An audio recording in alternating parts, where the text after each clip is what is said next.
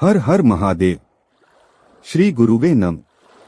मित्रों, आज हम इस वीडियो में तत्व ज्ञान की चर्चा करेंगे। तत्व ज्ञान यह ध्रुव सत्य है कि वास्तविक तत्व ज्ञान स्वात्मनिष्ठ है। इसे जानने का प्रयत्न होना या करना चाहिए। वे लोग मूढ़ ही कह जा सकते हैं जो शास्त्रों को अनंत विस्तार में ही अपने को खपा देते हैं और स्वात्मनिष्ठ साक्षात्कार से वंचित रह जाते हैं। यह कथा प्रसिद्ध है कि गोपालक गोष्ठी में बंधी बकरी को कातर भाव से गांव के कुओं में खोज रहा था। इससे उसकी बुद्धि की बलिहारी ही माना गया था। व्याकरण विद्वन्मन शाब्दबोध ये शास्त्रार्थ में ही रह जाते हैं और तब तक प्राण पखेरु के पंख पर लोक के लिए उड़ान भरने लग जाते हैं। यह निश्चय है कि संसार के मोह नाश से शब्दकोश सर्वथा असमर्थ रहता है। यह सोचने वाली बात है कि दीपक ये विषय में वार्तालाप करने से क्या अंधकार विवर्तन संभव है? अर्थात कभी नहीं। प्रज्ञा से ज्ञान होता है।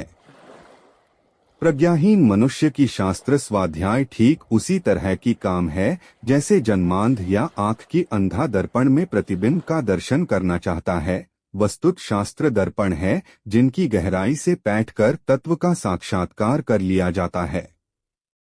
इसके लिए प्रज्ञा आवश्यक है। शास्त्र भी तत्वज्ञान को कारण माने जा सकते हैं, किंतु सबके लिए नहीं। प्रज्ञावान को ही यह सौभाग्य मिल सकता है। तत्व क्या है ये विवाद का विषय नहीं, यह मात्र अनुभूति का विषय है। यह आगे आगे है या पीछे मुड़ने पर प्राप्य है, अथवा अगल बगल ही है, अथवा ऐसा है या वैसा है। इस प्रकार के विवाद मूर्ख लोग ही किया करते हैं। ऐसे विवादों में सद्विधादान में अपने को मूर्धन्य मानने वाले लोग भी पड़े रहते हैं, अथवा अपने विभिन्न गुणों से प्रसिद्ध लोग भी यह करते रहते हैं और तत्वज्ञान से दूर रहते हैं।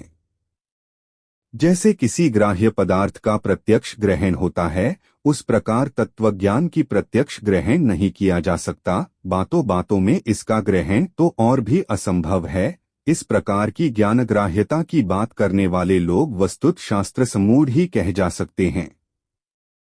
तत्वज्ञान से वे दूर ही है, इसमें संदेश नहीं है। सामान्य पाठक शास्त्रों को पढ़ते हुए इसी चक्कर में पड़ा रहता है कि यही ज्ञान है, यही ज्ञेय है। यह वह बात वह शास्त्रज्ञों से सुनना भी चाहता है, किंतु वह यह नहीं जानता है कि यदि उसकी हजारों वर्ष की भी आयु निर्धारित कर दी जाए तो शास्त्रों के विस्तार या अंत उसे नहीं ज्ञात हो सकता। इसलिए शास्त्र विस्तार की चिंता छोड़ तत्व साक्षात्कार की बात सोचनी चाहिए। इधर वेद आदि अनंत शास्त्र और उधर पाठक वर्ग को आयु की स्वल्प सीमा, साथ ही जीवन के करोड़ों विघ्न। इसलिए शास्त्र विस्तार का पार पाने की चाह की अपेक्षा सार रहस्य की जानकारी प्राप्त में लगना चाहिए। उसी तरह जैसे हंस जल से दूध का आविष्कार कर लेता है, यह निरक्षर विवेक कहलाता है।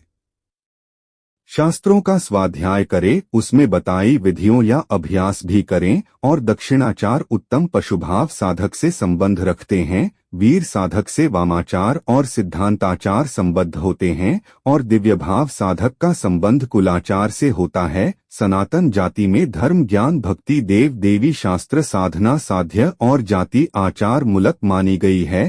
तंत्र शास्त्रों में सातों आचारों के स्वरूप का विशुद्ध वर्णन मिलता है। नित्य तंत्र में ही भांति संयम नियम का पालन करते हुए ब्रह्मचर्य व्रत रहना, हिंसा की निंदा कुटिलता से दूर रहना, महादेव अर्चना करना हो तभी कर्मों को समर्पित कर देना तथा संपूर्ण जगत की को शिवमय समझना, यही नित्य तंत्र में शैवाचार वेदाचार की भांति शिव और शक्ति की आराधना करना शैवाचार है। इसमें एक विशेषता यह है कि इसमें बलिदान भी किया जाता है। नित्य तंत्र में दक्षिणाचार दक्षिणामूर्ति का आश्रयण करने से इसे दक्षिणाचार कहा गया है। यह आचार वीरभाव और दिव्यभाव संपन्न साधकों के लिए परिवर्तित किया गया है। भगवती परमेश्वरी की पूजा शैवाचार क्रम से की जाती है। विजयदशमी की रात में इस आचार को ग्रहण करने अनन्यधि होकर मूल मंत्र का जप किया जाता है। भाव रहस्य में वामाचार वीर भाव में स्थित साधक के लिए दक्षिणाचार और समाचार दोनों विधियों से साधना का विधान है। स्वधर्म निरत साधक पंचतत्वों पंचमकारों से भगवती पर देवता की अर्चना करे। अष्टपाशों से रहित साधक साक्षात शिव बनकर परम प्रकृति भगवती शक्ति की आराधना करें। सदा तन मन से पवित्र होकर महामंत्र की साधना करें। वीर भाव से दिव्य भाव में प्रविष्ट होने पर साधक सिद्धांताचार्य में तत्पर हो और किस कौलाचार का ग्रहण करें। अपने को देवता मानकर सूक्ष्म तत्व की भावना मानसिक से पूजा करें। भावारहस्य में सिद्धांताचार शम दम युक्त होकर योगयुक्त साधक अपने में परमात्म भाव रखकर योग भाव से जब साधना करता है तो उसकी वह साधना पद्धति सिद्धांताचार कहलाती है।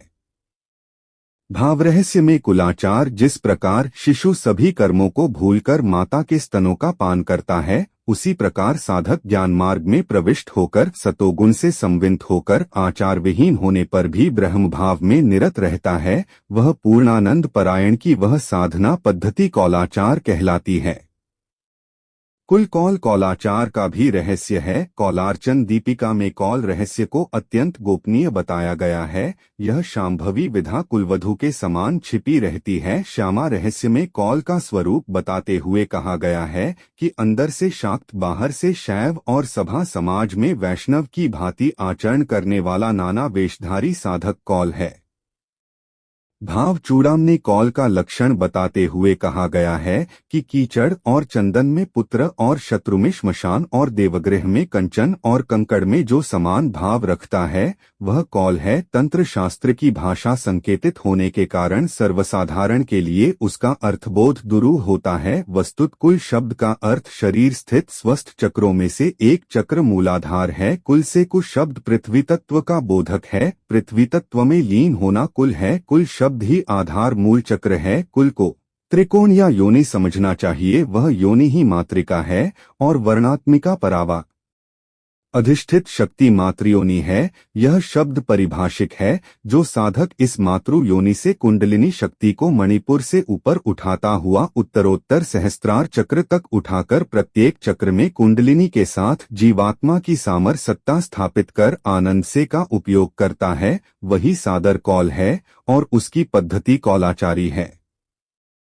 तंत्र शास्त्र में एक संप्रदाय में वामाचार को ही कुलाचार कहा जाता है। वाम मार्गी अपनी बाह्य पूजा में पंचतत्व मध मास मत्स्य मुद्रा और मैथुन का प्रयोग करते हैं। वह इस प्रकार लौकिक एवं स्थूल पूजा द्रव्य अपने इष्ट देव को समर्पित कर अमृत पद पाने का विश्वास रखते हैं।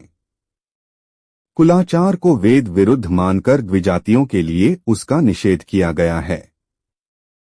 समयाचार और कौलाचार में भी भेद है। निगमागम द्वारा निःसृत भारतीय साधना और संस्कृति की विशेषता यह है कि जन जन की भिन्न भिन्न रुचियों और प्रवृत्तियों को दृष्टिगत रखते हुए हर व्यक्ति के रुचि अनुसार श्रेय और प्रेय प्राप्त करने वाली अनेक रूप साधना पद्धतियां आविष्कृत की गई है। ज्ञानार्वण तंत्र में शक्ति की साधना करने वाले साधकों के लिए कुलाचार मिथ्याचार और समाचार तीन आचार बताए गए हैं। यहाँ पर समय शब्द की तात्विक व्यवस्था कर देना आवश्यक है। समय शब्द अनेकार्थवाची है। सर्वप्रथम समय यह अभिधान इन्हीं ग्रंथों में प्रयुक्त हुआ है। इसका पर्यायवाची सामय शब्द भी है दी है। तदनुसार शक्ति और शिव का सामय समय है। तात्पर्य यह है कि समया श्री भगवती है और समय श्री शिव।